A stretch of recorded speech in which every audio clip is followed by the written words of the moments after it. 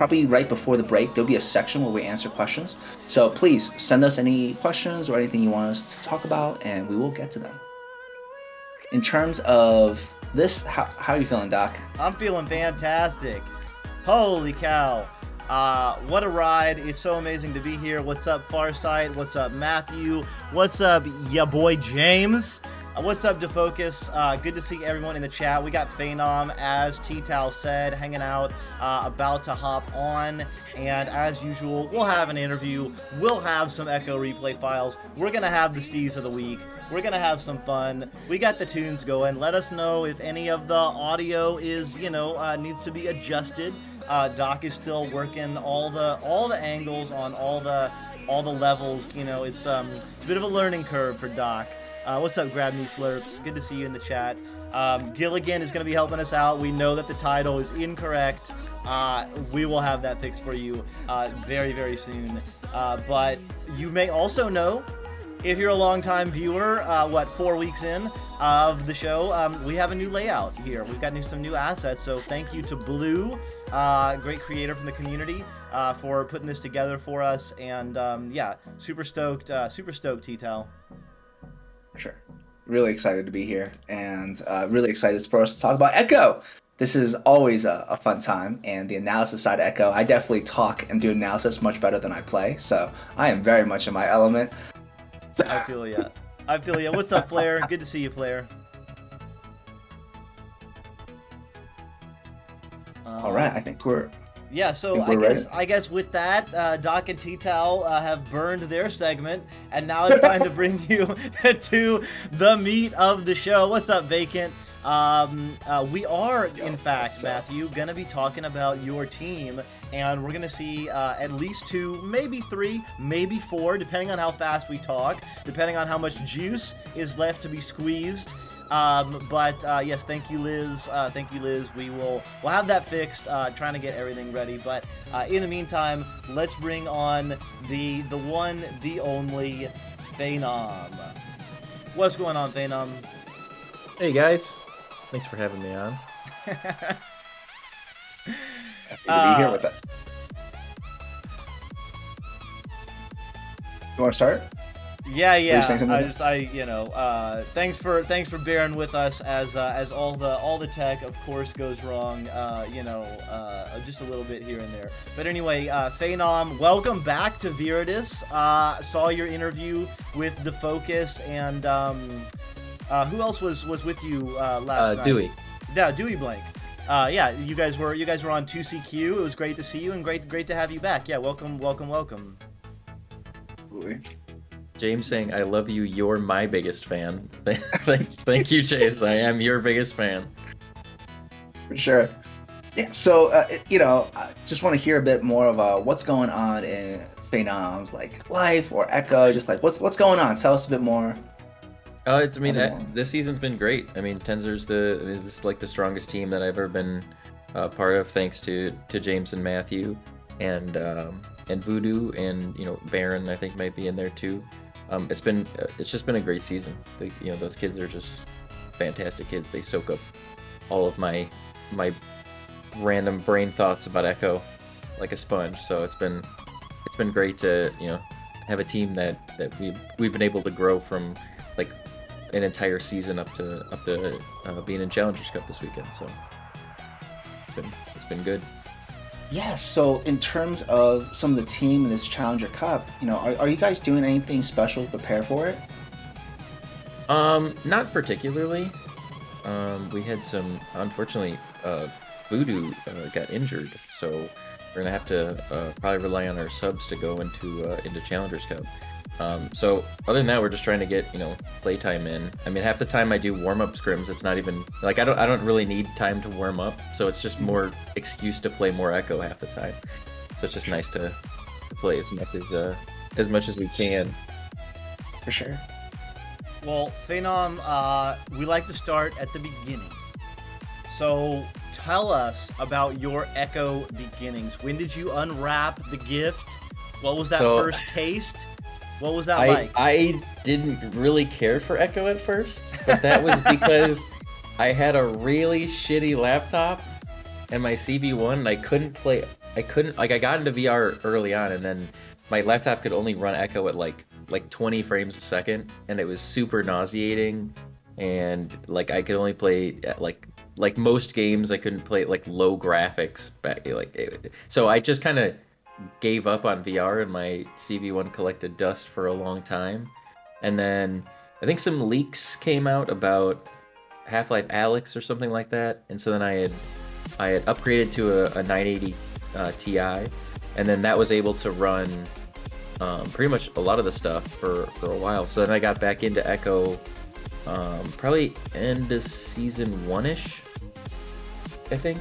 You're like during season one or end of season VRML season one, and then didn't play much Echo Arena, and then I think it was only like level 40 or something like that when the Quest beta dropped, and then got really popular. Because the problem is when I started playing Echo, I came into a time where it was like right before Quest dropped, so it was all level 50s, and all of the level 50s that were in there were like super OG. So like some of the first, like even like I was like level 30 and I'd get in and it'd be like my teammates would be Princess AG and Kanemaru Chaos.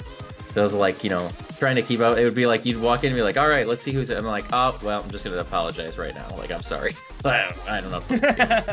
It's not good, but so then so I kind of grew up with the Quest 1 beta players as far as like skill wise, and then started in season 2, and then kept playing VRML all the way to now. So just kind of kept with it. And oh man, that's cool. You started in season 2. I also started in season 2. I got in at the very end, like right before the roster lock.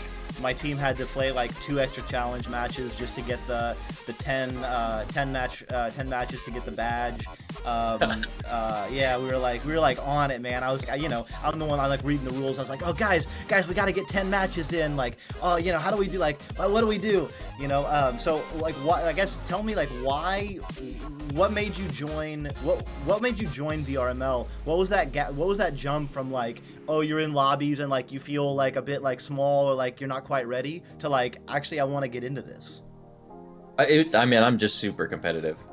I just enjoy competition. I played varsity sports, through high school. I'm a very competitive person. So yeah, I wanted to do it immediately. It was more just I didn't have the information or the team, back when VRML was much smaller.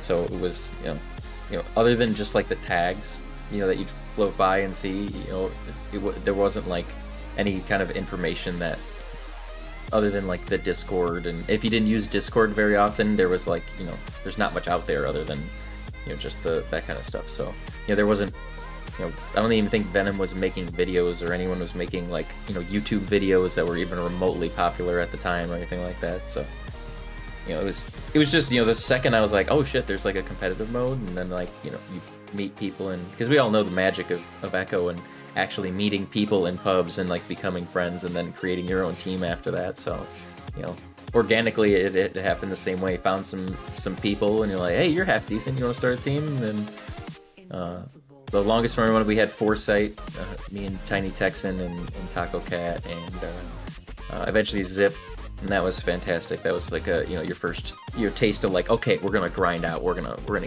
get good at this game and then do something, and then so I think we ended up getting up to like diamond, like low diamond in season 3, and then fell off from there, and then now we're back on the grind with Tenzer. So nice. I guess so. Trees in the chat giving a shout out from Warren Township High School. Yeah, we literally from Tyro community at Tyro, we learned that we went to he lives in like Minnesota or something, Utah, Minnesota, one of the two, but we went to the exact same high school like 2 or 3 years apart. Amazing. It's crazy. That's small awesome. world stuff. For sure. Yeah, I live in like I grew up in like a tiny town in New Jersey. No one is gonna come from that school. But Warren Township You'd High be School. surprised. I don't know. There's weird coincidences that you find just talking to people. Yeah, well, if anyone went to Kearney High School, please hit me up. All right. Now, on the topic of being a competitor, like playing competitive, sort of getting started, like so, did you just sort of, as you mentioned, you met some players in pubs, and did you just sort of start a team, or did you Yeah, do?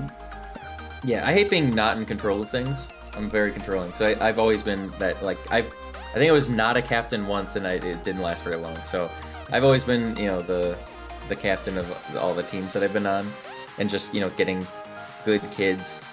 You find the good kids that are just fun to be around and are fantastic at the game, and you know and create that team.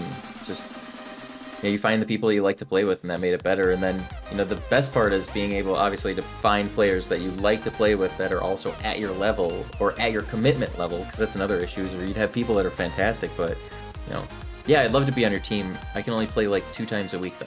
Yeah, It's totally. well. Yeah. Yeah, or the wrong time, right? Yeah. Yeah. Yeah, I in fact, a little bit of a shout out, a public service announcement. I like to say this to the community.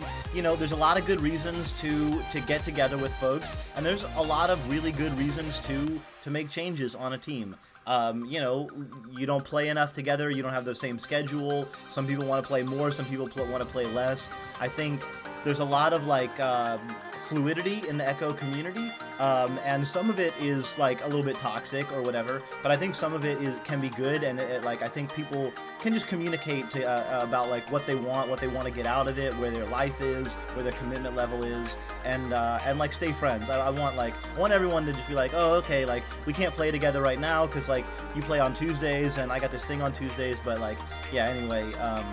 Yeah, what's up, Smooth? Anyway, that's just something I feel passionately about, because I want the Echo community to have fun and continue to work better more together. So anyway, PSA. It's tough though. I mean, I've had like a couple beer leaguers been on teams where it's just you either don't mesh as far as skill level or just even like meta or how you regrab or something like that. It's really difficult to go from like your competitive side to your non-competitive side without getting like personal about getting pissed off. Like you can definitely not play well together and still be friends afterwards, basically. So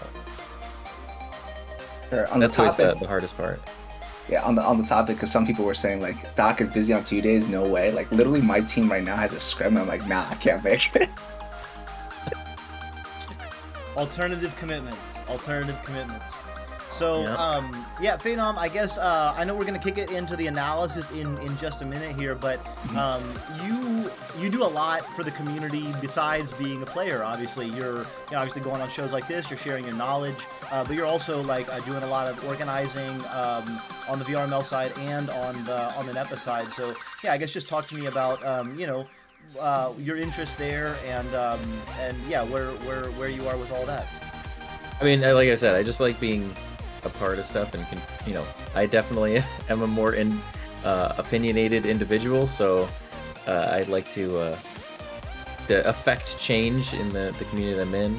Unfortunately, I did just recently step down from VRML mod just because it was too, like with the tickets and stuff like that, I just didn't have time between a lot of the NEPA stuff and really trying to commit to a team. It's very difficult to have life stuff and deal with hundreds and hundreds of idiots opening tickets nonstop. So yeah, it's unbelievable. Like you think they're bad. You think you've heard mods be like, oh, the tickets are so bad, but until you experience the tickets of a mass of anonymous 13-year-olds, it's unbelievable. It's truly an experience. But so I stepped down from that.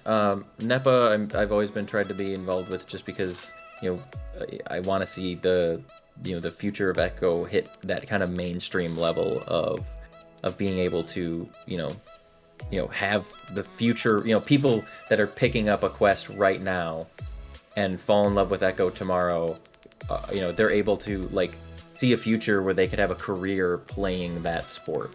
That vision is just amazing to me, that that could be happening with people that are like real sports, that grow up with that sport and are like, okay, this is what I'm going to do for my job. I love this. I want to get to that D1 level or of Echo. Mm-hmm. So I just love being involved with that kind of stuff and affecting change, and Yeah. it's kind of that personality, I guess. As you're talking about like affecting change, is there anything specific that you're pushing for or you're trying to make happen in the community?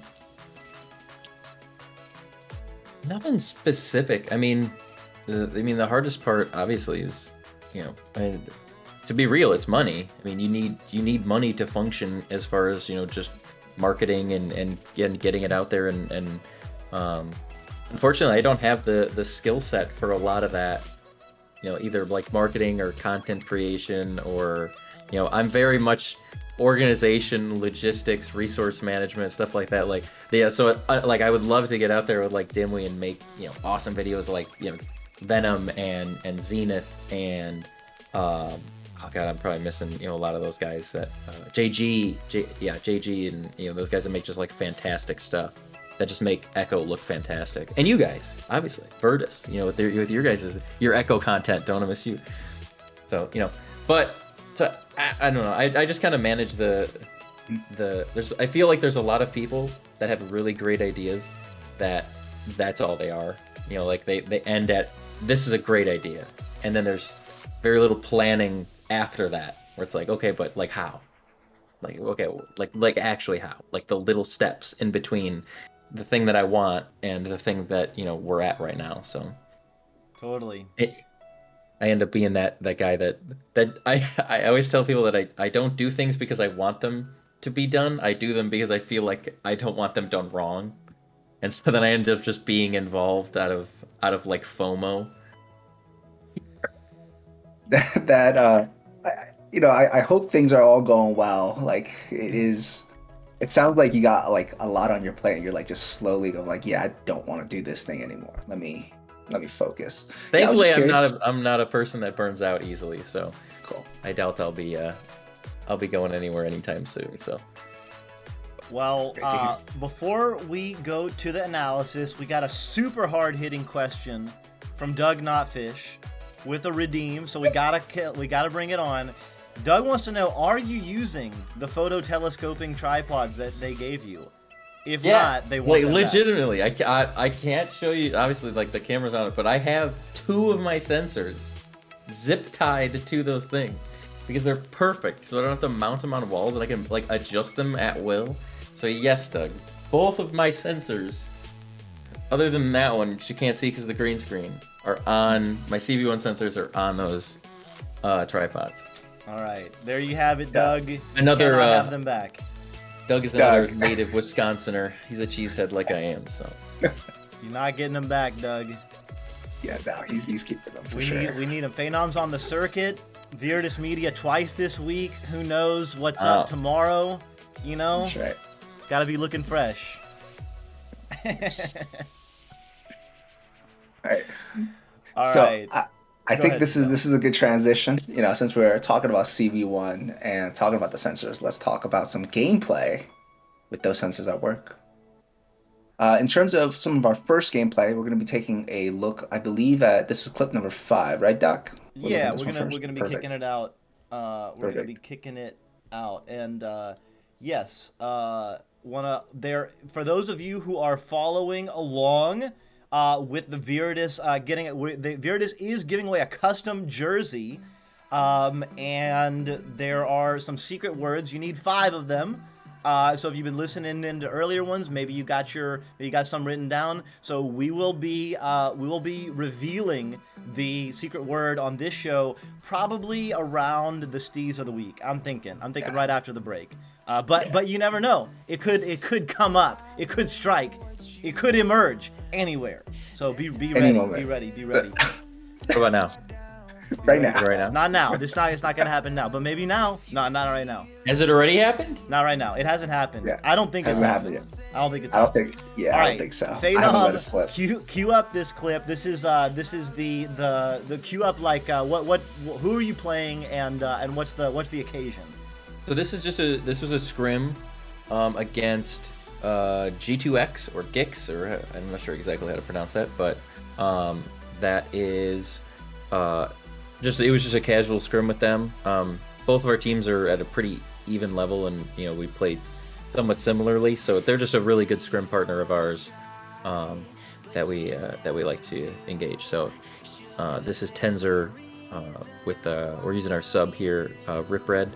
We're getting some sub action in today. So Rip, I think, is our newest addition to Tensor. He is subbing in for Voodoo right now. Oh man, I'm trying to bring the folks the angles. The camera controls on the replay viewer are not quite as fine as the camera controls on the normal one, because some of the keys are for time instead of speed. So apologies for the slightly herky-jerky movement, but we're gonna try and bring this to you. Okay, this is, I believe this is round 2. Anyway, it's off a neutral joust, and we have Tensor in blue, and we have G2X in orange. So I'm gonna give it the normal Doc Caster call off, and then we'll rewind it and analyze it. So teams are loading up into the tubes. We got our countdown, and they are out. Getting the head on it first is G2X. Disc is bouncing into the bubble. Rip Red getting it, but the clear is not quite good. There's a regrabbing stack here from Matthew and PHAEN0M. They are adding pressure. Rip Red gets the disc again, tries to make a reset, but oh my goodness, it's Larry Lowles moving along the Geo. Larry delivers the pass. Matthew and James are continuing their regrab, adding pressure, baiting, waiting, holding, making a pass, forcing the action. Oh, getting the stun out, but they don't get the disc. Now they're adding more pressure onto the nest, and finally they get it. Rip Red clears it through. And if you are counting at home, ladies and gentlemen, that is a regrabbing stack in the half court for longer than 30 seconds. That's 40 seconds that PHAEN0M and Matthew were holding it together, adding pressure in the defensive on the defensive half of the arena. So pretty cool, pretty rare to see that long of a stack, that much ability to stay together and add pressure throughout. So let me rewind it back, and PHAEN0M, take us through your thinking on what happened on this clip. So I mean, this is just I was watching this clip back, and Matthew and James have what I consider to be like one of the fastest stacks in the league right now. They're both out of Dallas. When we play on Dallas, they are incredibly fast. And so a lot of times our competitors will specifically hunt that stack because they know it's good. But I always laugh because me and Matthew are the best stack on the team. Like, we are completely in sync. I was one of the reasons that I brought him onto the team. I had, when we scrimmed him with him originally, I had no idea who he was. But the second me and Matthew started boosting around, it was like super clear that we were just, the exact same brain as far as regrabbing. So this is kind of how I like our defense to be set up.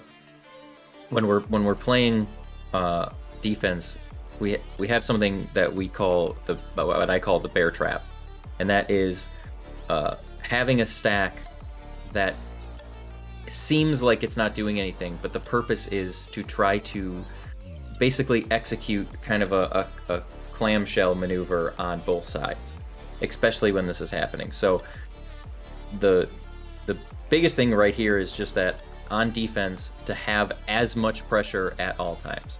So if you're can you pause it there for just a second?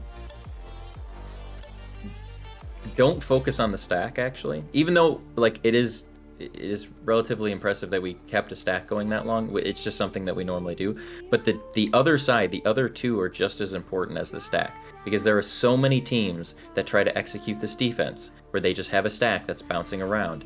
And it is the reason that a lot of teams do not like this kind of defense is because that stack rarely does any actual work, because either the stacks are too slow or they break up or whatever, and they blame it on the stack. But most of the time, the stack is still only 2 people.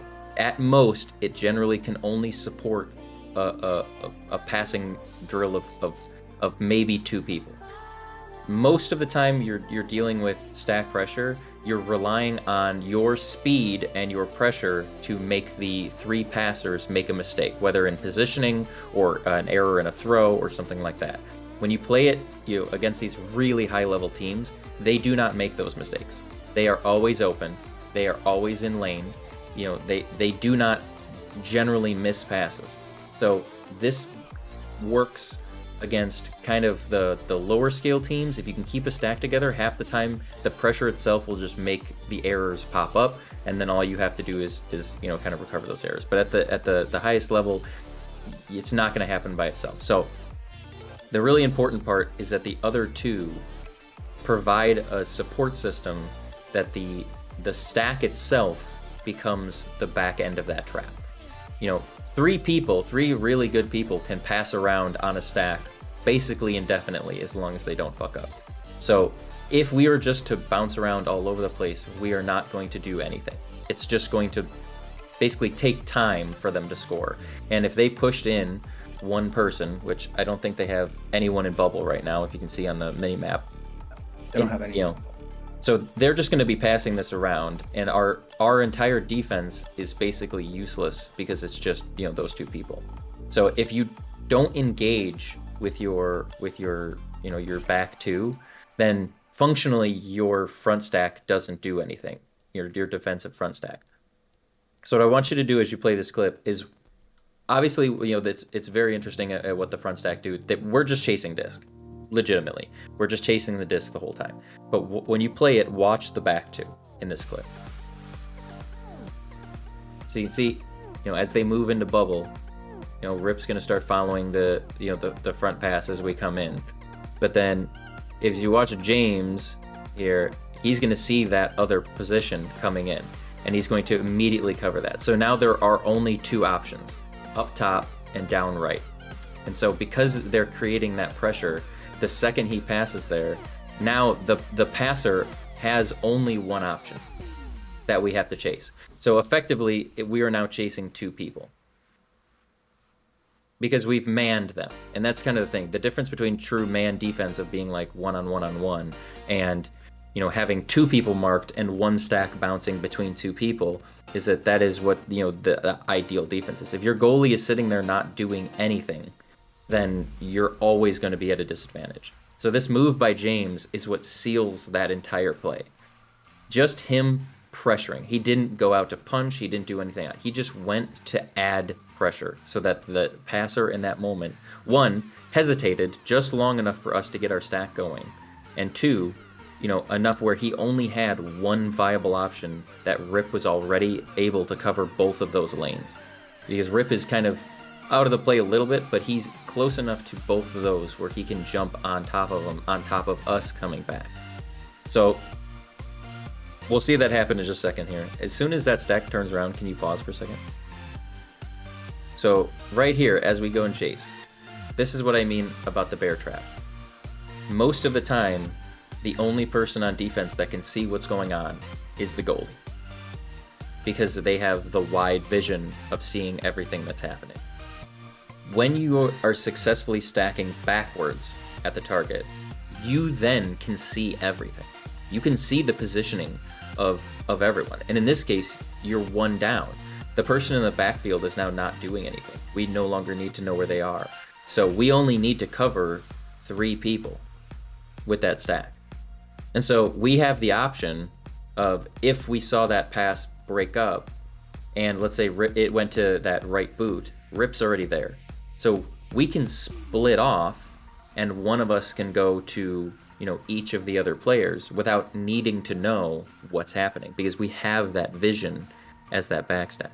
The other thing is, in Echo, there is nothing more dangerous than having a stack behind you.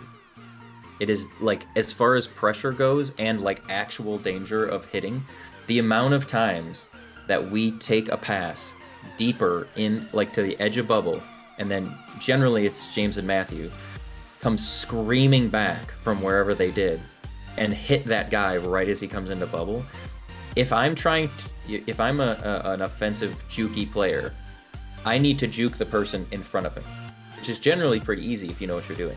The problem is, it's very difficult to juke a stack flying at you from behind, especially if you don't know it's there, which is kind of exactly what happens here, is that we let the pass happen so that we can hit it from behind. And that's what I mean by the bear trap. So we kind of have this combination, this defensive style, that when it works, the stack itself goes after the disc, not the defenders.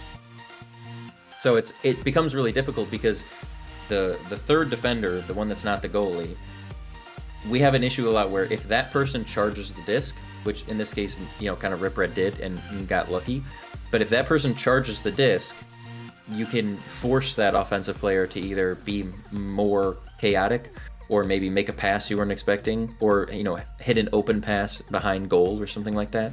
So it takes a lot of practice in this specific defense to have that third defender move away from where the disc is going, which generally confuses most offenses because they are left uncovered for a moment, and in that one moment of hesitation there is a stack of Matthew and James screaming at them 40 meters per second from behind that they don't know about. And so this is kind of how we model our defense most of the time, is this bear trap style defense. And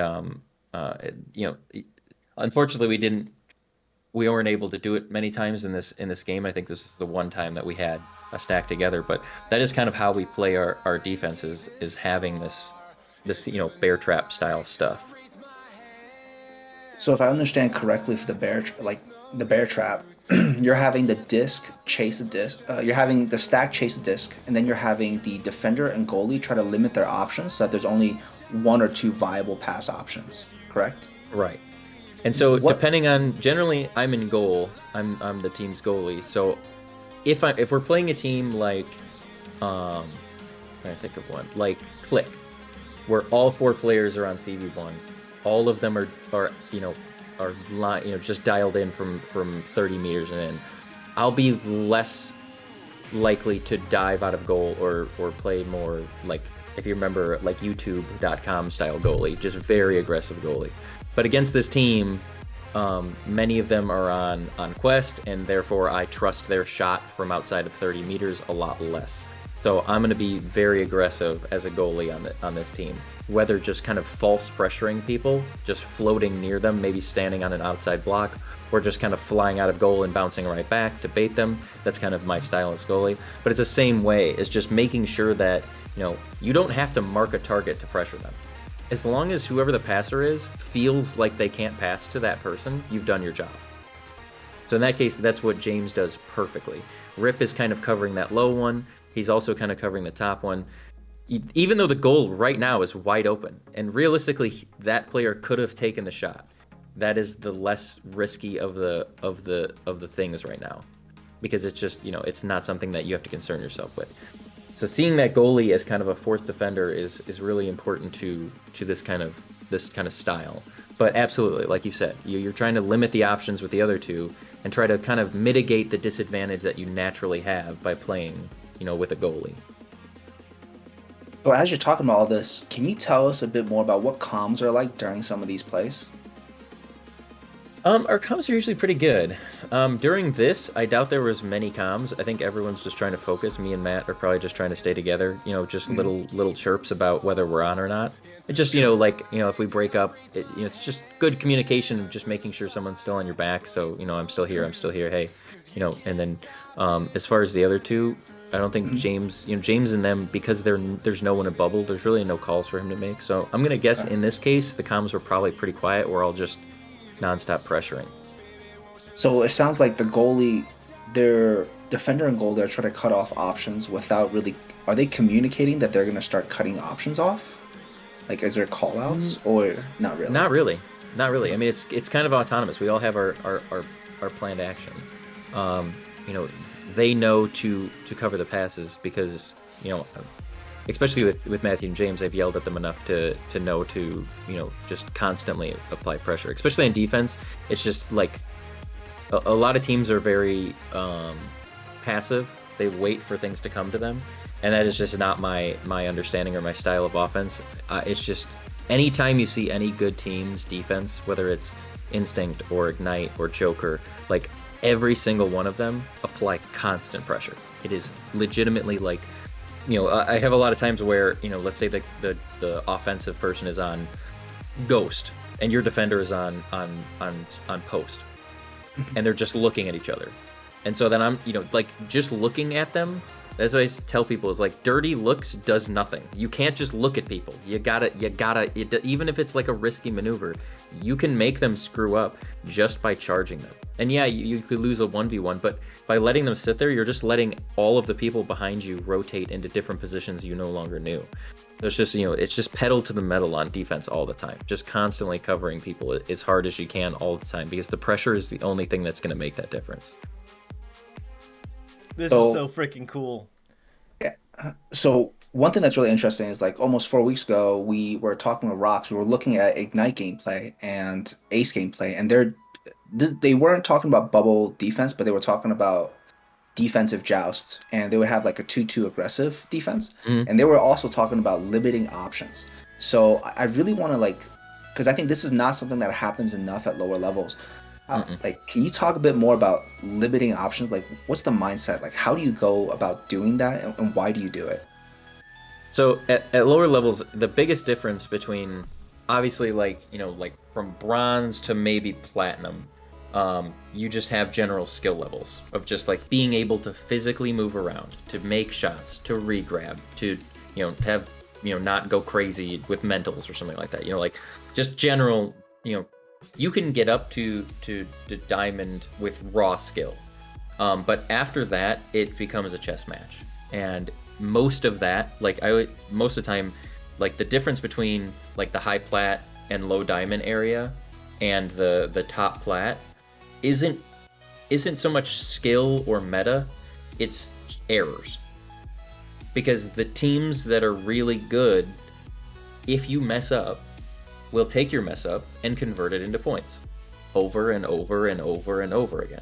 And so like when you see these teams, and that's why Echo becomes so streaky, is that you see these teams that go up, like 20-2, and then the next time it's 2-20 and they flip. And it's just these errors.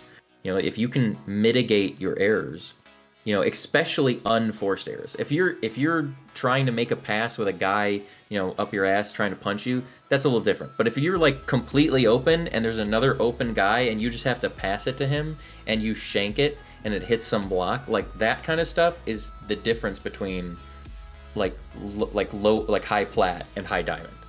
Not so much the skill or the meta, it's just little stuff like that. But above, once you get in that diamond to master category, a lot of the stuff just becomes like chess match material where you're really trying to. And me and Rox, when we played Ace for the first time, me and Rox talked for a while about his specific style, his team style. It's very, very aggressive 2-2 defense, which is really interesting. They're kind of the first ones to kind of popularize it, I guess.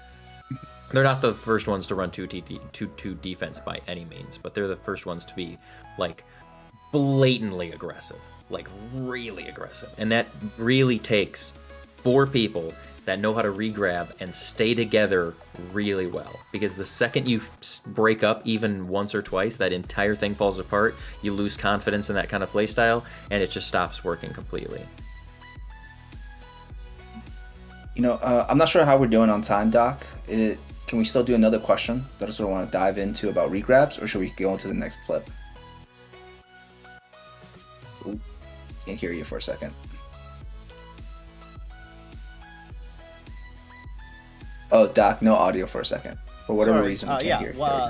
Why don't you load up a question while I bring up the next clip? Perfect. Yeah, so I'll just ask the questions because as you're talking about regrab and staying together, how do you guys train to get your stacks to stay together and not break up so often? Like, is there something you guys do? That is the general thing for most people that I would tell is just to keep that hand close, like to your chest. There are so many players that fail to keep regrabs together, not because of any small minutia of movement. It's just because when your hand is out here, you think of it as, a speed thing, but it's not a speed thing. It's a directional thing. So people forget that you kind of have this invisible hand called a ping hand. And that is, the distance in front of your hand that a person actually has to hit with their chest, body, whatever, to grab onto something. Because if I'm at 80 ping and you're at 80 ping, and I see your hand out in front of you, and I pull like sideways into that hand, we will not regrab. We will break up immediately. Because the hand itself is actually, like, I'm behind you in time. So to regrab with you, I have to actually hit a point in front of that hand where your hand actually is in your time to do that. And so depending on ping, you have to hit farther and farther out in front of someone. And if you think about it like angles, the angle that you have to hit, or, more importantly, the angle that you would miss a regrab becomes sharper and sharper the farther that hand gets out. Which is why a lot of times if you have 30 ping, it's a lot easier to regrab because that ping hand, that invisible hand, is much closer to your real hand. And so if you keep your hand, out, like a lot of people do, and they regrab like this, when they're doing that, obviously it's slower, but the biggest thing is then your ping hand is maybe 2 feet in front of that, or farther if you have, bad internet. And so when you're doing that, you can't miss. You can't turn a regrab without coming all the way to the side and then trying to kind of pull across their entire body to get to them. And so any kind of little direction that you're trying to move that regrab up or down or left or right becomes so much more difficult just because your hand is out farther. And so if you keep that hand in really close to your chest, your ping hand is only, let's say 2 feet in front of you then. And so trying to hit angles or do like really, even not even like sharp stuff, but just even like little, mess ups. If I pull a little high left, I can still hit that hand with my body because it's enough time. But if that ping hand is 6 feet out in front of you, a little high left is a completely broken up stack. So that's like the main thing. There's about, I could sit here for 10 hours and talk to you about. No, this is amazing. Thank you, PHAEN0M. And I just want to give. We're gonna do another clip here in just a second. But I do want to say, if you love the Echo Replay viewer, you definitely need to check it out. There's a little link. You can download it. Download Spark as well, record your files, and guess what? You can submit your files for analysis right here on Playmakers. So there's a form. Once you get your files, please clip them. Make the files a little smaller if you can. PHAEN0M sent us a 2.2 gigabyte file, which is fine. We can handle it. But I don't think I think I had it at round. I think that's why I did that. I think or like I had it at a match thing. Instead of the other thing. It's okay. All good. It's all good. It's all good. We appreciate the files. But yeah, we definitely want to be continuing to interact with the community. There's the Playmakers Discord server. We're going to be building more integration between the Playmakers server and the show. But yeah, we hope you're enjoying it. Okay, with that, let us go to the next little clip because we got about 10 minutes before break, and I definitely want to see this clip here. Superfly, we also love the replay viewer. Big shout out to the community that built that. I think Sneaky Evil is the originator, but Zenith, I Blow It Sports, NTS Friends, they're just a really great crew. There's also an Echo replay viewer server. If you have questions, they'll help you out. They're super friendly folks. Yeah, it's just a pretty cool tool. So, okay, with that, let us head back to the analysis screen. Look at Doc. Oh no. Oh, just as I say that, I don't have my screen shared, and I'm giving the people a black screen. But we will. The black box. This is the broken CV1 cable simulator right here that you're seeing. We will fix this. Okay. All right. There we go. There we go. The people can see. Okay. So this is a little later in. Oh, actually, I think this is earlier than the other one. But you'll notice 1 minute left. It's 12-10. Tensor has just scored and are down by 2 with a minute left, and we're about to see some nasty defense here. So here we go.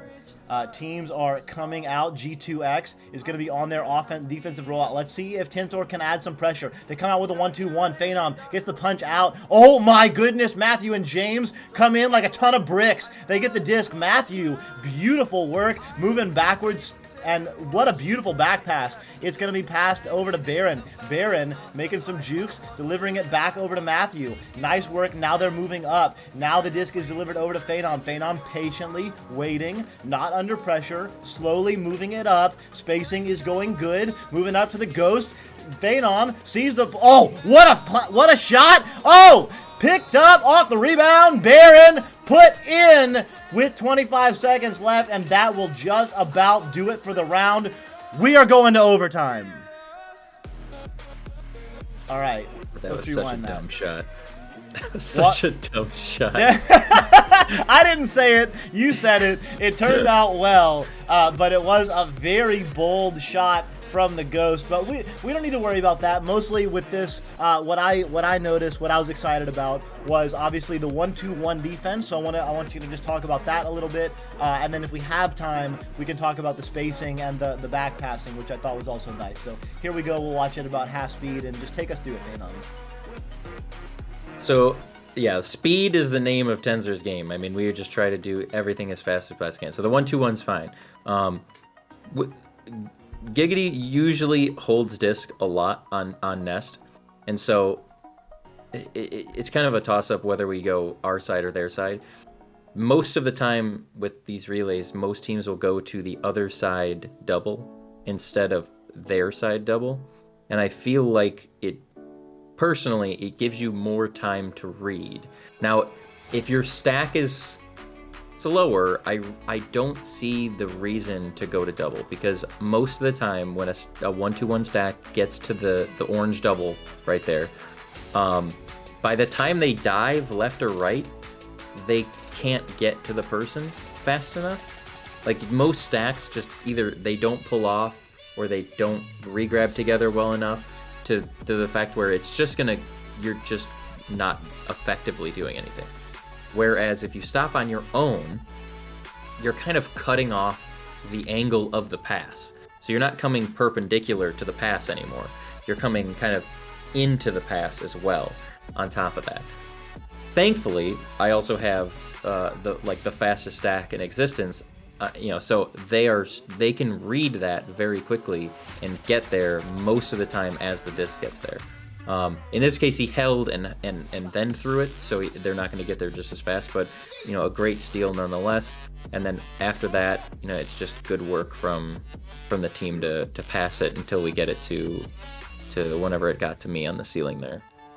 All right, so thanks, PHAEN0M. That was perfect. And so just to bring it back at a slightly higher level, just to look at the arena from the top, for those that don't know, a 1-2-1 defense, what that means is there's one player that's flying towards the QB, adding some pressure on the front side. We have two people who are hanging out in the kind of mid area, reacting usually to that first pass. In this case, they're going to be going to this pass over here. And then there's one player on the backside that's going to be on the backline player. Maybe, for example, here, if they're trying to get this pass through, sometimes the backline player can come up and try and stop that, or float back and just like stop an easy open three from occurring. So that's what's happening here. And PHAEN0M, I thought what you said was really interesting, because when I run a 1-2-1, I always like thinking that I'm wanting to be aggressive. I always park on the opponent's side of the arena on this double diamond. But I have that exact problem that you're mentioning. First of all, it takes you longer to get there.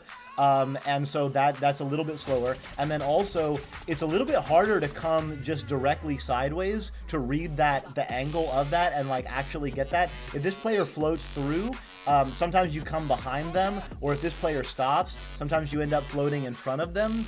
And then also, you can't see where the disc is going. But I really like what you're saying about stopping on your own double diamond and then seeing this pass and connecting a little bit easier that way.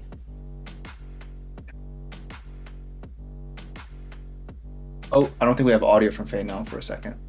I'm sorry, no, I muted myself accidentally. Okay, there we go.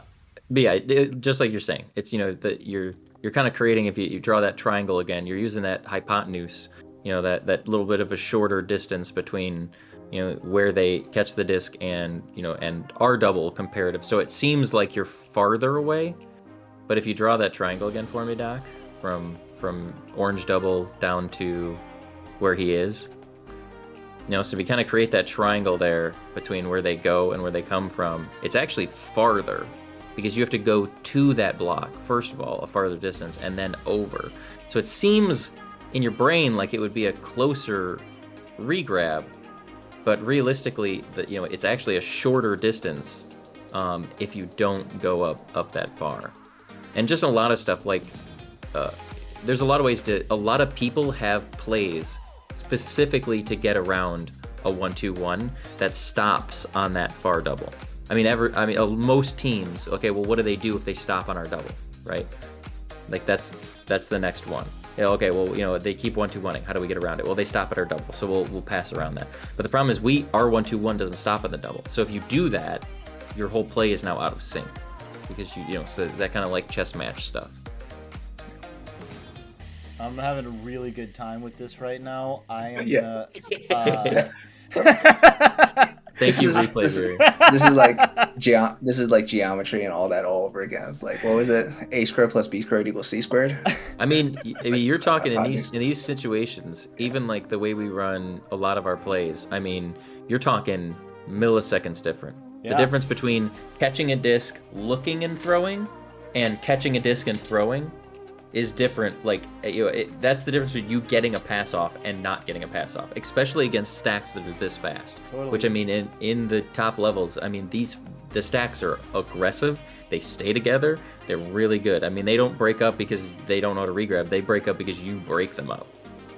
So it's really difficult against, you know, some of these teams, especially. I mean, there's the amount of times I've told Matthew, thank God that you're on my team so I don't have to play you, is if I had a nickel, I'd be pretty rich by now.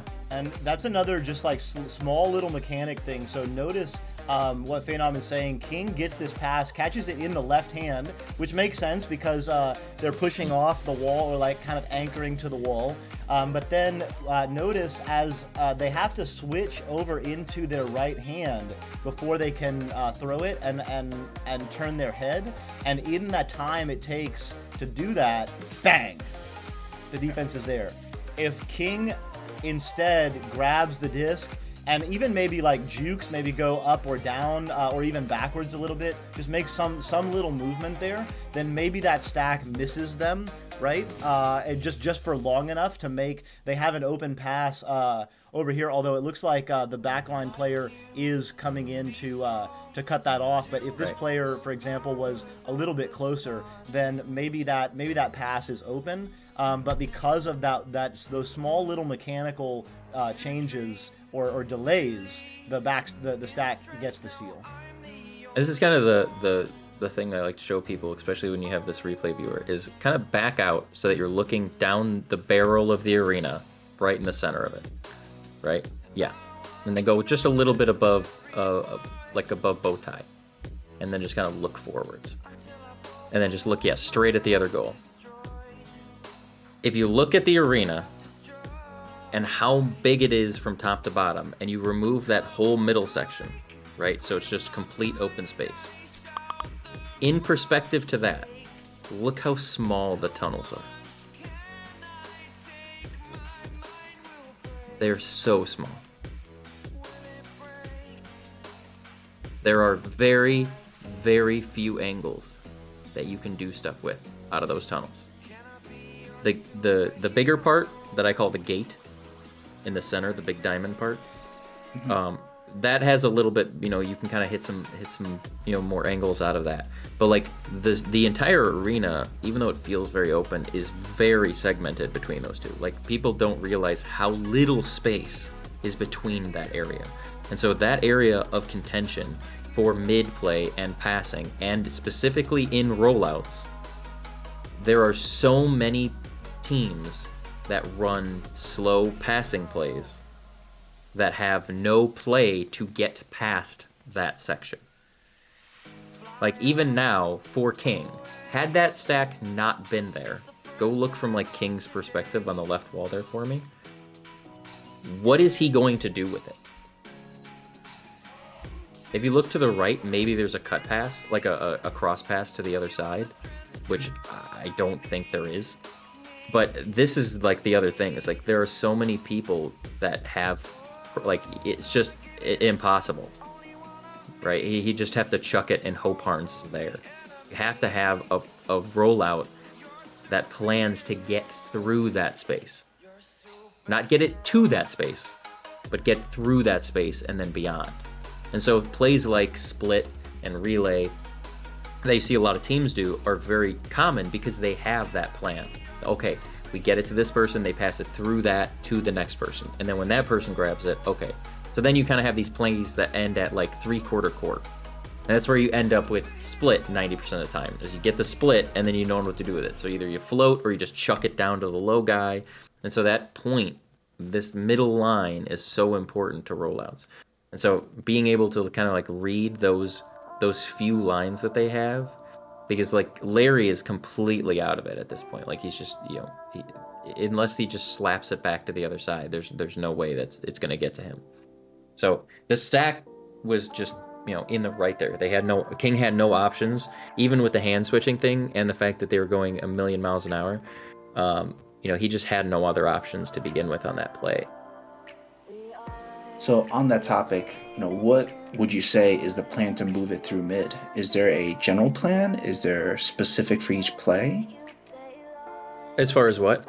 Moving it through mid, as you're talking about how like this middle area is very contested, right? Are you talking about rollouts or just in general? Yeah, rollouts or in general. Let's just say right after a rollout, because this has happened in multiple teams that I've played against and with, where, you know, you would get it to the guy in tunnel, and then for whatever reason now it's like there's a slow play, you pass it, you mess up, it hits, you know, one of the middle diamond, it goes somewhere else. So there are definitely rollouts that you can create to get around that. But the thing that I noticed, especially with like AAA and Pro, the NEPA series, was that obviously you had players coming in playing with people they'd never played with before, with rollouts that they started pretty much without much practice. So, you know, they started the season not having complicated rollouts or anything like that. And even if you look at, like, you know, some of the top teams, they don't have, you know, complicated rollouts. They just run either like a variant version of split or relay, and that's it. And they succeed by doing that. And it's not because of, you know, anything particular that they're doing. They're just the difference between like plays at diamond level and plays at you know, platinum and below, is that a lot of teams have these very complicated plays, or maybe not even like very complicated, but okay, you're gonna go here, you're gonna go here, you're gonna do that, and if this happens, then this, then if this happens, then this, and none of that happens at the high level because it's what I call, it's like procedural positioning, right? Those players don't know how to position well, so that we have to give them position in the rollout so that they can then execute something that a higher level player would just know to do. So like you can run, you know, you could have two master teams just run relay against each other every single play, and they'll know that you're going to run relay. Like, you know, Tensor runs relay probably 70% of the time, and we don't get stopped, even though you know we're going to run relay for one reason, and that's because when we run relay, we do it incredibly fast. So that, you know, the style of QB that I do is like almost closer to a slap. It's not even a throw. I mean, I'm just like literally the disc is in my hand for less than an instant, and I'm not grabbing it in front of me. So like most QBs will, you know, launch out, grab the disc, then wind up, and then throw, which is just more time. And then so I do that, and I throw it to my relay guy, and the relay guy catches it, turns around, winds up, throws it, and the stack comes in, and they go, oh, we can't run relay anymore. They're just reading it. And it's like, well, no, you just did it super slow. So I just take, you know, in my backswing, on my apex, I just slap it forward at James. James is backwards. He grabs it, immediately slaps it to wherever Matthew is on the wall. And so he gets it before the stack is even to the people. Like, it's not even like it's, it's in contention. The only way to counter that is that if you take a stack out of 2 or 5 and you just send them blaring down whatever tonal you think it is. And even then, you have a 50-50 chance of even getting the right tunnel. So the only time you can really do that is when we come to Ace. And Ace runs a super aggressive 2-2. And even they, will have the front stack basically veer to try to read the line. And then the second that relay happens, that back stack reads the relay before the pass is even thrown, just in the positioning of the people coming down the field. And they charge that deep person. So that even if the front stack misses the lane, they'll hit the person like Matthew the second he gets the disc. The problem is most people end their play there. They do not have a next section. Whereas, thankfully, with Voodoo normally, he's on the ceiling on the cross side. So our play is generally just to me slap it to James, James slaps it to Matthew, Matthew puts it right up to the ceiling, Voodoo now has an open goal, he just takes it and puts it in for a 3. And we do that like, 5 times a round. Just because if the backstack goes up, if you 2-2 us, and the backstack goes up to cover Voodoo, well then now Matthew's just wide open and he takes a shot from like 40 out and he's ridiculous, so he makes it half the time. So just running relay on either side is super important. The other thing that is really important, is kind of off topic to our clip, but is that right side tunnel plays are much harder than left side tunnel plays because 90% of the players are right-handed. If you are on the left side and I catch the disc, I can then come cross body and throw it down the tunnel. If I am on the right side and I catch it with my right hand, I then have to turn all the way around, wind up on the opposite side, then throw it down the tunnel. Which is why we can run relays on either side, because Voodoo, if you don't know, is perpetually upside down. So we run Voodoo on the right side, who then is right-handed and upside down. So when he catches it, he can then go cross-body down the tunnel. Big brain. Big brain, So it's 5-head little move. stuff like that. It's people don't realize how much difficult it is to run. So when we run our defense, we don't really care about the left side as a defense, because we know that it's much easier to we have way more time if they go to that left side than we do if we go to the right side. So we predominantly cover harder on the right side because of that. Because most people, and it's another QB thing. If you're a QB and you're right-handed, most QBs will prefer throwing to the left because it's cross-body than trying to throw to the right, which is kind of more of a weird push motion. Or they have to like turn their bodies and do it. Unless they just hold on, on nest. But if we start, then we'll change up our rollouts. So it becomes just a huge numbers thing at the high level of just positioning and that's kind of like, the league of professional sports, when it becomes people are no longer making errors, right? It's played at the highest physical level, so that, the difference isn't, you missed a shot, I pick it up, and then you see like a lot of times just clearing back and forth. It's just, it's possession versus possession, and you really have to, those little tiny differences make a huge difference in the end score for a lot of times. Amazing. If I'm understanding correctly, just Amazing. because there's like a few tidbits. Doc, you want to talk first? Oh no, go ahead. I just want to. We should head to a break soon. But yeah, if you want to recap real quick, and then we'll... Yeah, real quick. Yeah, the two biggest things I'm hearing actually. One is that for your QB to be faster, you're catching on the wind up at the apex. So you're not reaching out and then winding up. You're catching it in the wind up, so on the way out. Like that probably shaves off a few seconds to your QB. Oh, right? yeah. And if you can throw quickly, it's instant. And there's no, and a lot of times for high level players, they'll read your windup. Like when I was playing my AAA team with Mamba, he would do that nonstop. He'd tell me, give me 2 pulls, and then we'll just float. And then he watches the windup of the QB, and he just chases that lane. Now, if they change the throw mid-windup, then whatever. But most of the time, we could just hit a lane before the guy even threw it because of the windup. He grabs it, and he pulls it this way, then we know it's going that way. Yeah. If he winds up and pulls his hand over here, well, then we know he can go that way. So it's, just watching the QB wind up, or just, the people coming out of the tunnels a lot of the times, if you can just walk up to the disc and slap it any direction, then there's no read. The stack just has to then react to it instead of trying to, guess where you're going to go and then just cut that lane off, take the disc, put it in. That's like the biggest one. I think this is so key because this is not something that people are doing. Watching QB wind up and also just catching on the apex is not something that's like often talked about. No. So that's one. And then the second thing that you were talking about was like talking about percentages. If you know the QB's right-handed, then like you have a general idea like they're gonna favor one side more than the other, right? And Right. it's what I'm hearing is it's like knowing what the majority is going to happen and you're playing like a numbers game. It's like because we know the enemy QB is right-handed, then 55% of the time, they're going to go to the side that's easier for them, which is their left, your right, correct? Right. Okay. Yeah. Yeah. I mean, that's just the nature of, why Echo got so much better in 4v4 versus 3v3 is that you have the ability to either run, before it was either you run a 1-1-1, a man, or you run a 2-1 somewhere. Like that was your only option.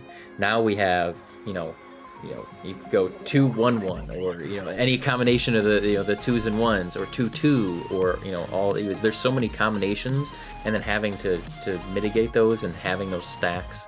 Like Game has been talking about, like the 2-2 meta, like the true defensive, coordinated double stacking, where you have first pass, second pass, third pass, fourth pass. Like you're not having one just chase the disc around. Like you're having, if you only have 2 passes or 3 passes, if you can just guess one of those passes and have it go through, that is. That's what Ace and even Ignite right now is trying to perfect, is that because they have very, very good stacks, they have 2 very good stacks, they can pull that off. But for teams that have even a couple players at above 60 or 70 ping, you're just unfortunately not going to keep up.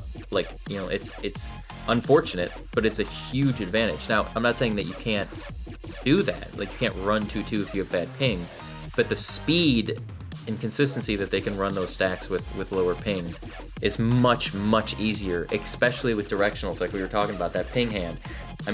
You could just go cross. I don't know if people know this or not, but there's something called that Zach W had showed me that we renamed vert boosting, where you can actually completely alter a stack by 45 degrees by pulling 90 degrees off of somebody.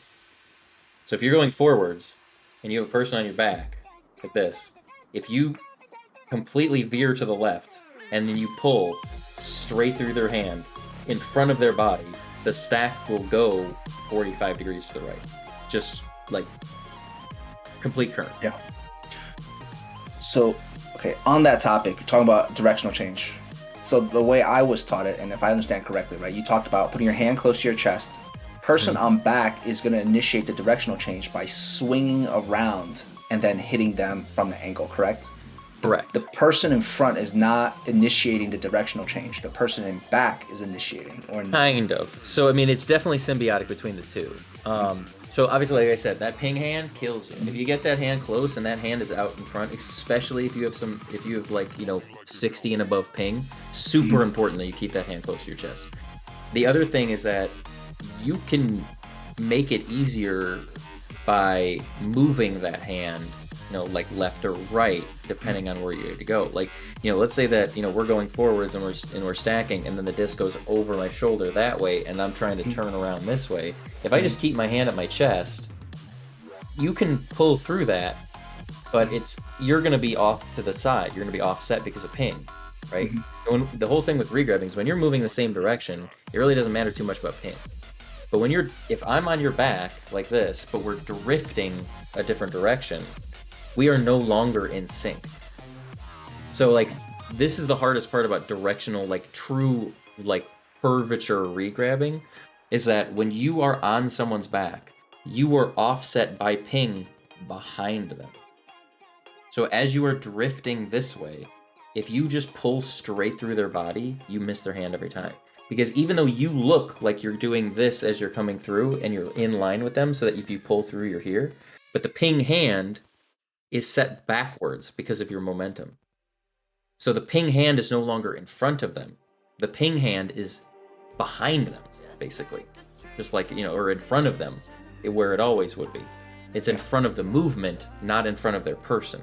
So to actually try to get a directional regrab with them, you actually have to pull behind that target into their hand, where they're, where they actually are on their screen that the client, is actually reporting, but it's not reporting to you in real time.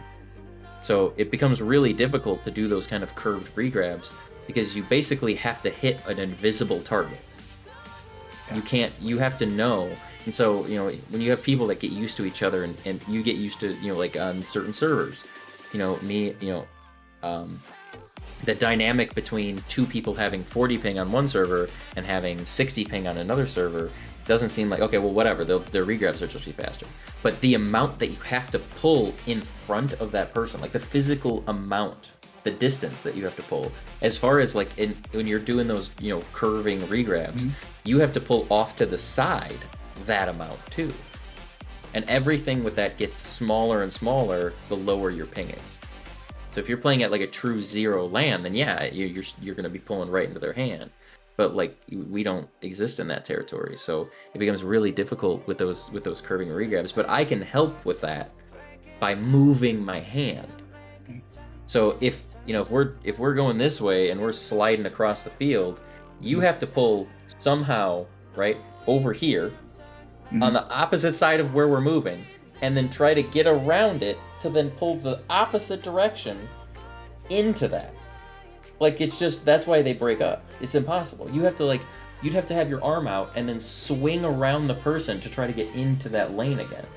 But if I'm that person in the front and I take my hand and I put it out to that side as we're turning, as we're kind of going around this way, if my hand is out to my right, I've moved my ping hand closer to where we want to go. So now my ping hand is maybe, let's say, in the center of my body. So now all I have to do is get around to that backside and pull straight through your body. And now we're just curving. So yes, it is the person that has to like aim the regrab through the hand to change the direction. But the hand itself is just as important as far as getting it to a location that is even regrabbable. Because of that kind of ping drift, we'll call it. Amazing. Yeah, makes sense. Amazing. You heard it here. You heard it here on Playmakers. That is how you do a fast regrab and change directions. All right, y'all.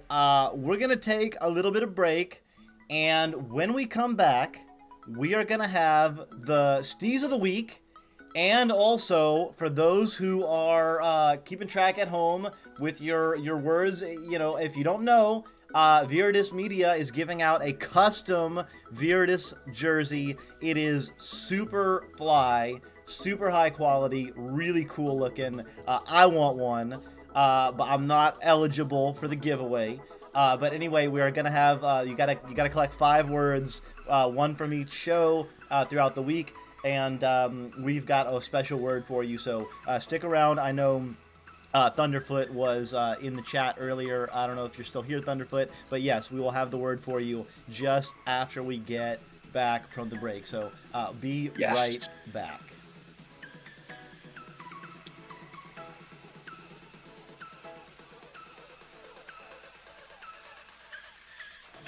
All right.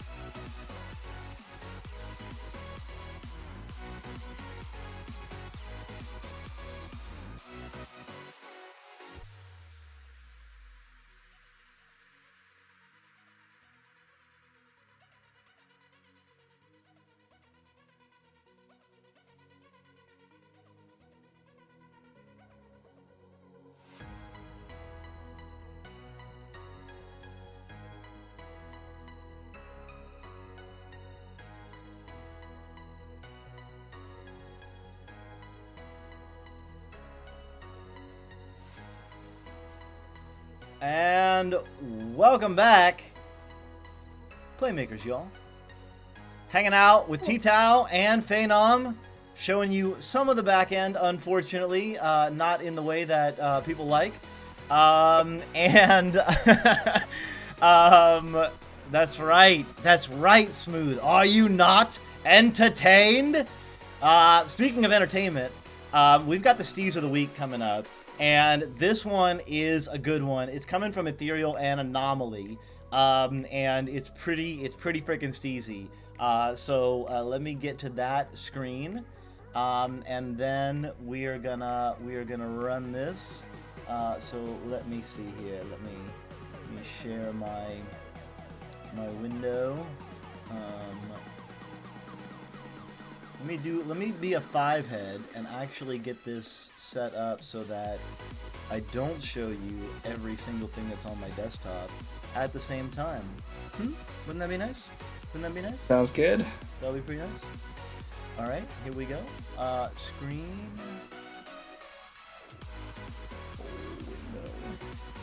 Oh my goodness. There it is. All right, here we go. We got it loaded up, and I'll give you the doc call out, or we'll just have the little reaction. Disc is in the bubble. Single shot picks it up. Enders 3 people from Anomaly, and then walks it in. Oh my goodness. Let's rewind that. Single shot, gets the disc.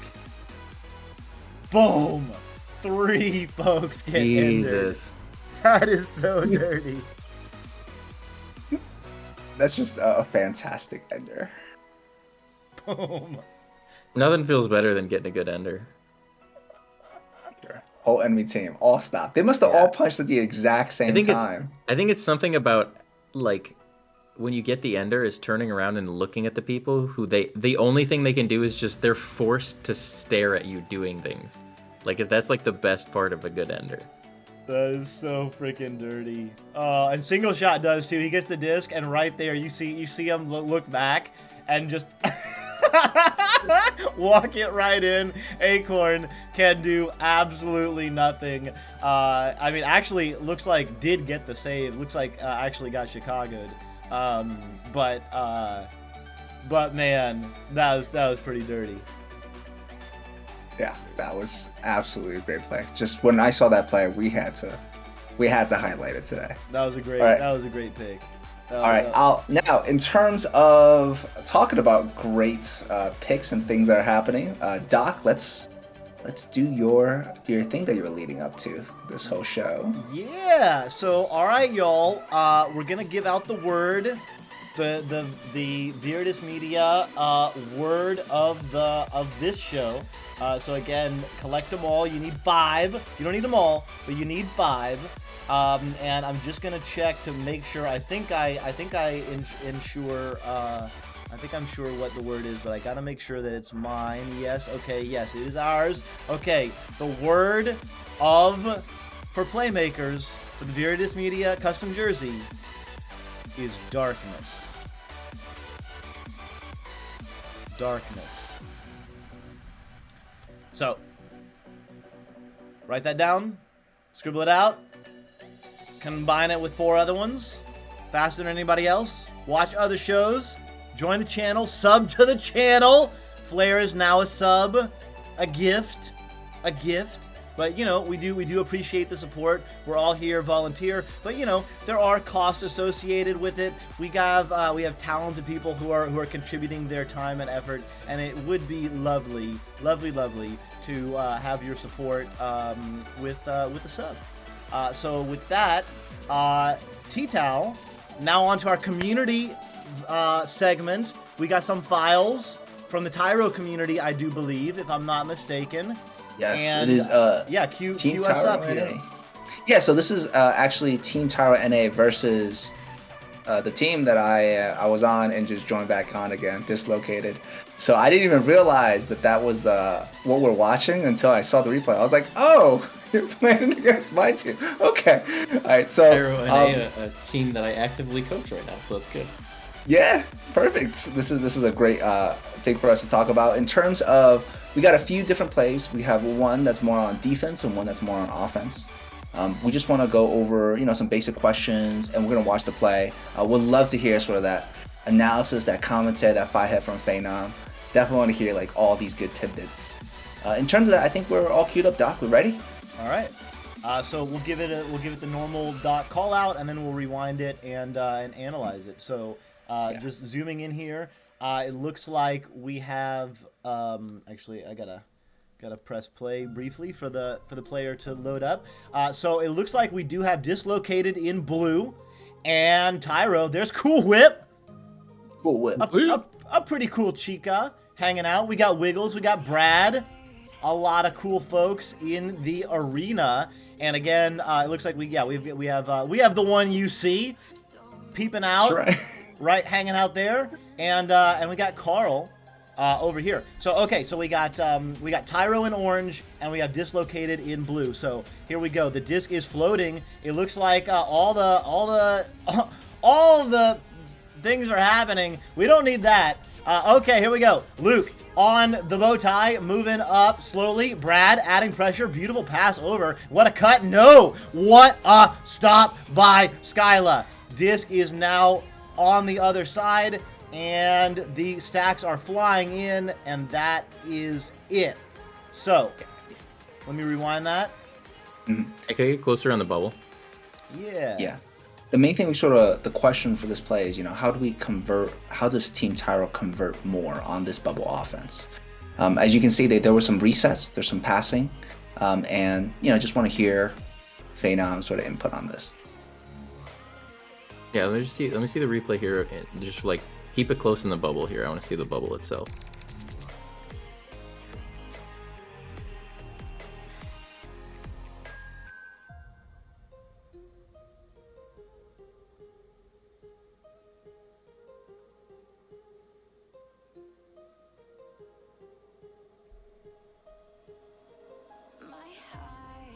All right, so this one is going to come down to the offensive positioning by a lot. So the issue originally is just that we don't have anyone really pushed into the bubble, and that bubble penetration is really important for a defense. So you can kind of see as we run this Dislocated's defense is very bubble heavy, so they're really staying kind of tight into the bubble, which means that any kind of like walk up is going to be really difficult. So you can see that right now there's one person in bubble, but they're unreachable, right? There's no real good pass that's going to come through that because you already have somebody on nest. So that nest position is kind of redundant at this point. It probably just because they got up there, or they didn't know where to go or something. But ideally, you want something in bubble that's passable. So whoever's down lower on that wall isn't perfect. That's a perfect spot. So the defense, if they're just going to float there, if they play really good, they're just going to zone.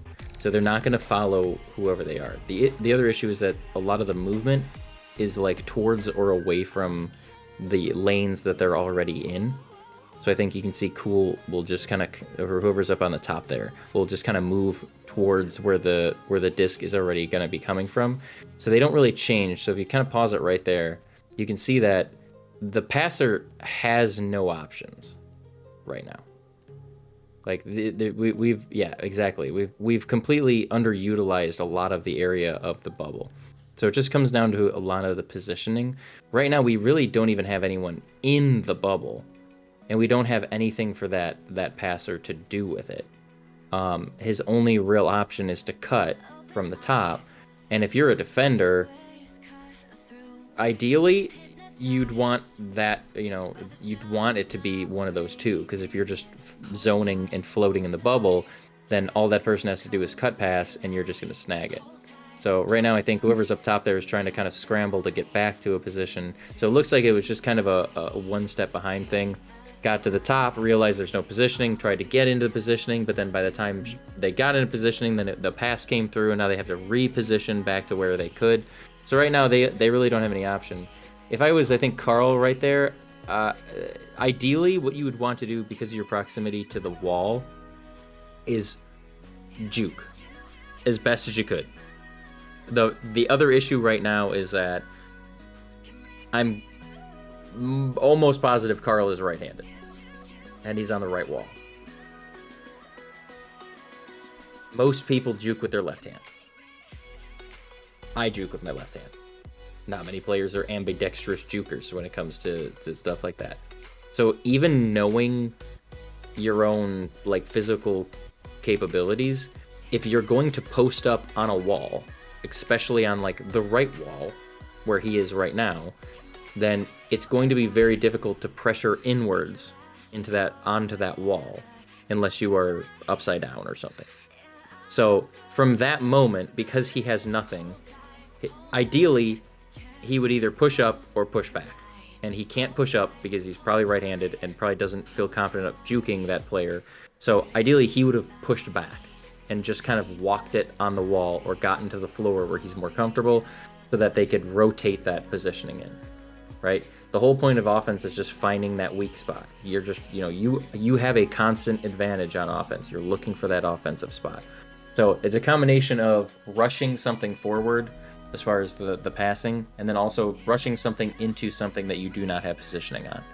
So it could have gone, it's like it's just, if they played really bad defense, it could have worked. Because they played good defense and they just kind of floated off everywhere and they didn't have any good passes, it was easy just to kind of snag it and get rid of it. But that's generally the option, is just make sure that you're positioning super well, and then just make sure that you're not, like, I'm saying that while, like, 2 clips ago, I just made a ridiculous, backboard shot from, like, 40 out for no reason. Yeah. So, do as we say, not as we do, Exactly. Don't peep any doc easier. Education clips, don't check out what I do. Smooth, don't say anything. I'm perfect in the arena. But no, for sure. That's the point about this show. Like, we all have a lot to learn. But by watching, we can really see these things. Yeah. Sure. And so that's kind of the rough part, is that, when Luke gets to that block, he's got no other options other than that. The other thing is that Luke, with his movement forwards, it's not a bad idea. Just know that anytime you're pushing forwards, you're unless you have a plan on where you're moving, you're just helping the defense. Because you're coming closer to the defense. And that's what they want, realistically. So had he, with that one player, he's just kind of converging with that player. He's creating his own pressure. He would have, if he had stayed there, he could have pulled out, especially because I know Luke's on CV. He should be able to dime a pass from there. So, like, had he just sat there, the other thing is, if you kind of come from a little bit of a bird's eye, from right where you're sitting there, and then go kind of a little closer. Look at the defender that gets Luke right now. So he's off on pack. Right there, yeah. So you see the guy right there? Right. Between him and Luke, there's nothing. Right? That defender, if he jumps out, if Luke waits for that jump, he can just get away from him. There's nothing there. But he chooses to go to a block that the other guy can also get to. And when they get there, now it's a fight. So, little things where he walks right into the defense that he has. Even if he sees the defender going towards that block, he could have either backed out or went to the floor where you can, like, duck to something and get away. But having that you're kind of meeting the defender halfway to get there. So you could have gone to, like, Cloud. And if he had gone to Cloud, he could have hit that top backboard clock shot. Potentially, like that pass where I think Cool ends up. So had he gone backwards or forwards, or just stayed right where he was to pull out that defender, that could have been a better option as well. So just little stuff. A lot of times people do that all the time, or they'll unnecessarily jump off a block to catch a disc, right? I see a lot of newer players do that, where the disc is coming right at them and they jump off of the block to grab the thing that they could have just stayed on the block for. And then they're floating, and they panic, and they just throw it while floating with no speed or anything else like that. Like, if you can catch it on a block, or catch, like anytime you catch something or move somewhere, you got to have a plan on what that next step is going to be. It's hard to kind of get out of that mindset of just moving because you feel like you have to move up, and that just comes with experience a lot of times. Super well said, PHAEN0M. Yeah, I mean, we could break this down at a lot of different points. I think this is the point for me that is the most helpful, because once you get like in the bubble, stuff starts moving really fast. But like you say, right here, there's all the time in the world. Luke is hanging out. He's got a ton of space. He's got a ton of time. Can go backwards. And what Luke should be recognizing here is that the team is not in any kind of attacking position. All three of the players are very clumped up. They're all on the right side. They're all basically in the middle of the arena. Like if you cut it every way, like look at how much space is not being used. That's kind of the question is who's in there? Who's in the center right there? We're looking right at him. Who's floating in the center of the orange guy? This is Wiggles. Okay, so had Luke stayed where he stayed, it would have given Wiggles more time potentially to get to that open area where exactly. I believe Wiggles she's needs going. to be on the far side, maybe on the floor, right? Like so, here's right. a great spot. Here's a great spot. Even on Ghost, maybe on the wall up here, right? Swing it around. Get Cool Whip maybe up on the ceiling here, or maybe underneath. Over there. This player can stay there, or maybe go actually where they went, like you say, is a great spot, or like over here. Anywhere, if you've got any of the open areas, one player there, another player high or low, and another player over on this far side. Now you've got an attack, and again, Luke can go back to over here. As it was, Wiggles, I mean, these aren't bad places. Nest isn't a bad place. Backboard isn't a bad place. But as you mentioned, we have Skyla here who's this is not a pass that can be made. As a result, I mean, there are players here that can guard Cool Whip on the backside, but they're not even really needed, because you can't get this pass in because of Skyla is basically guarding two different players right there. And then, as you mentioned, Brad is gonna pressure Luke to ultimately make the pass to, an open player. But then again, Luke can't be a back pass because Luke is guarded there. Wiggles can't be a pass because Skyla is right there. And Cool Whip is kind of out of position, floating, came up maybe to get a pass, but is now kind of out of the play because of all the players, again, in the bubble, in the way here. I feel like that's very easily, like if you had a novice coach that looked at this play and they knew about offensive positioning, this could have easily been Cool Whip and Wiggles just need to position better. But realistically, if you break it down, it was kind of Luke forward pushing that play. Had he stayed where he was, because if you watch him walk up, the second he hits that block, Wiggles turns around and realizes that now Wiggles, she can no longer, she does not have time to position, right? So you could look at that and be like, oh, well, why were Wiggles and Cool Whip in such shitty spots? Well, it's because by the time they got to those spots, they no longer had any time to position well. So it becomes really easy to misanalyze a lot of that stuff, where you have teams that are kind of like, oh, well, you just need to do better in this way or that way, and sometimes it's from the roots up instead of the leaves on the tree that are the issue. Oh, we can't hear you, Doc. Thank you. Big time shout out to Sneaky Evil in the chat. Thanks for joining us. I think the originator of the project, of Echo Replay Project. Oh, good. And definitely one of the major contributors. Thank you so much for this tool. You can see we're using all of the things that you created. So thank you. People have been talking. I mean, it's just beautiful. Anyway, this is one of my favorite things to talk about because Luke, the Echo Arena moves so fast.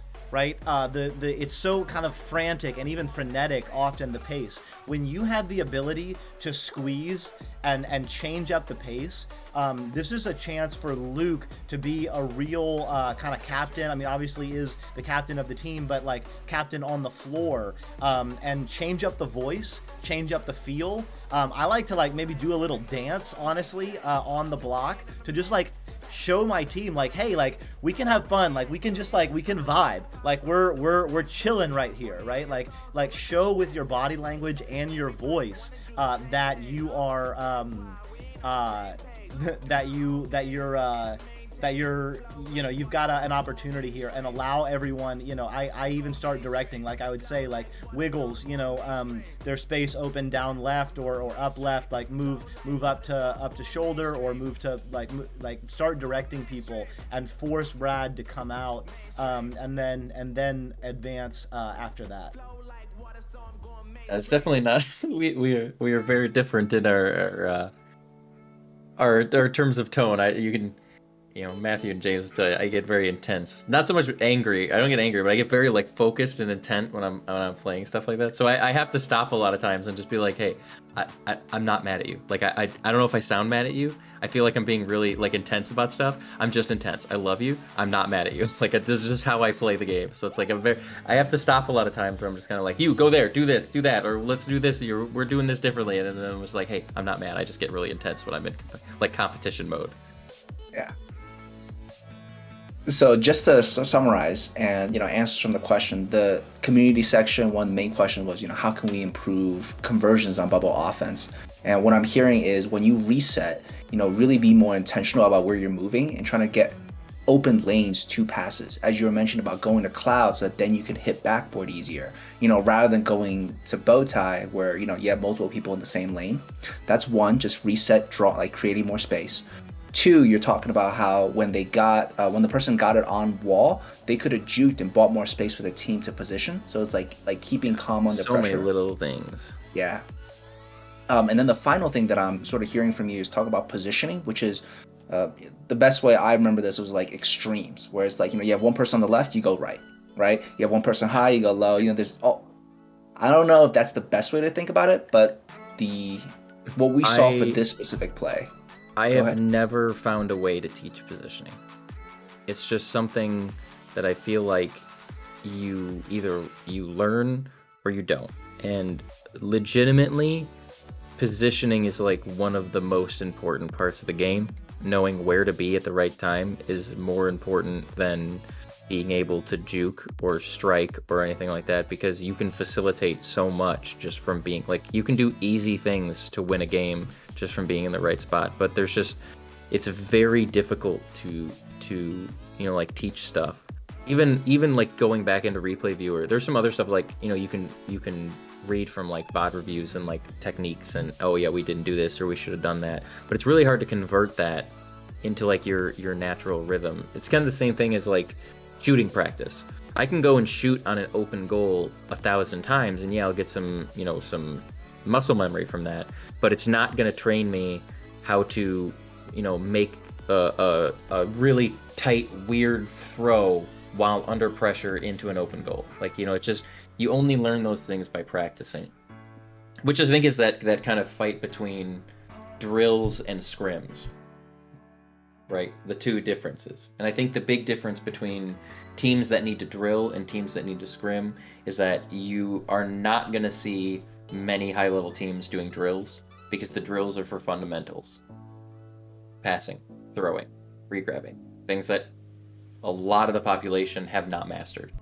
So if you are one of those bronze, silver, gold, platinum, maybe even some diamond teams, and you have issues making unforced errors, then drill. That, you know, a scrim can help with that kind of stuff, but the ability to physically just throw the disc to an open person is quintessential in the game. And yes, you could practice that over and over again with scrims, but the scrims are really good for that kind of positioning, the unteachables. So the drills are kind of good for the teachables, the scrims are very good for the unteachables. So depending on what your team kind of needs to work with, then, you know, or what level you're at, that's kind of the important part of that kind of stuff, is just literally playing the game and being able to do that kind of stuff. And then obviously the analytics is fantastic to be able to come and see yourself in this light And for some of those that, the more visual learners, they're like, oh, okay, I shouldn't have walked up on that block or whatever, and hopefully remember it next time and be a little different. But it's tough. Positioning is such a hard skill to learn. It is, yeah, and positioning hasn't really fully been worked out in Echo Arena, or at least like worked out and codified. Like if you watch if you're into basketball or you're into soccer or hockey, like the concept of spacing and lanes and where players should be in positioning, it's like it's not finalized. People are still developing things, but it is like highly developed, and you can watch videos and you can you have experts and you have training and all those sorts of things. That's one of the things we're hoping to do with this show, is kind of open up some of that and like start bringing some of that. So thanks PHAEN0M for coming on and sharing some of your understanding, your meta. I've had a ton of fun. I hope you had fun. It looks like Smooth is itching in the chat to teach you a thing or two about fun. Can confirm Smooth is very fun to play with. One of my teammates on the Echoholics. So yeah, we're all about fun. We're also all about learning, and so that's why we do break it down. So sort of to end this, PHAEN0M, is there anything you want to plug? Anything you want to share about, what's going on with you? Anything you want to be like? Not really. I mean, hopefully we do half as good as I hope we will at Challengers Cup. So come watch us in the Challengers Cup. Hopefully not flop, but other than that, not really. If there are teams out there, I love doing coaching, especially for whole teams.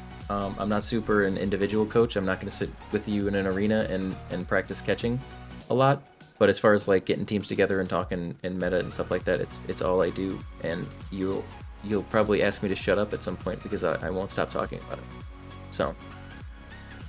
Very cool. So again, watch Tensor Challenger Cup this weekend, as well as hit up PHAEN0M for some team coaching. I think that's good. Yeah, and we'll plug the Echo Replay viewer again. There's the link.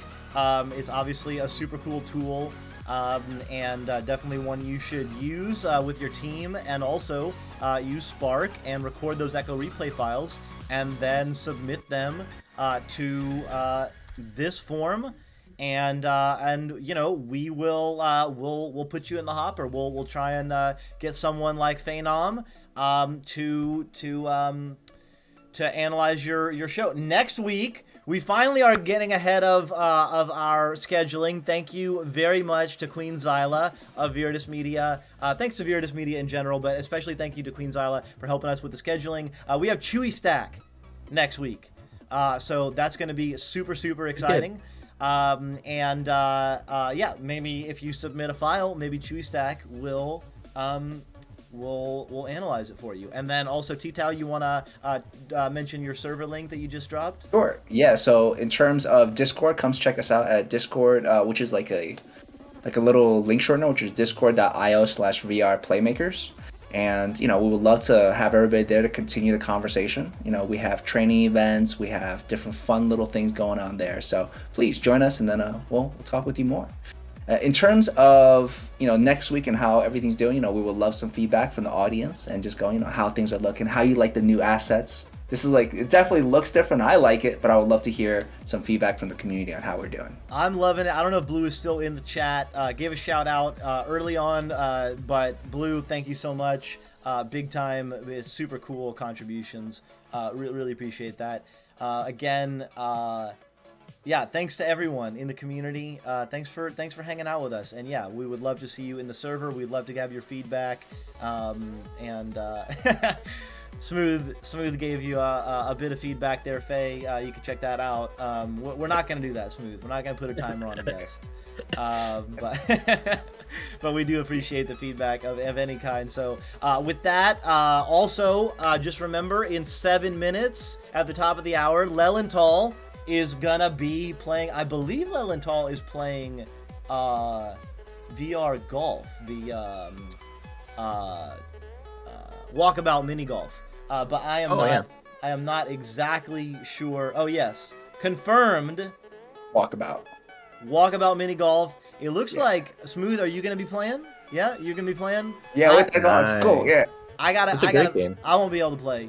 But I hope you guys are gonna have fun together. Hang out here on Virtus Media, the same channel, to see some cool people, including Smooth Riding, playing some VR golf.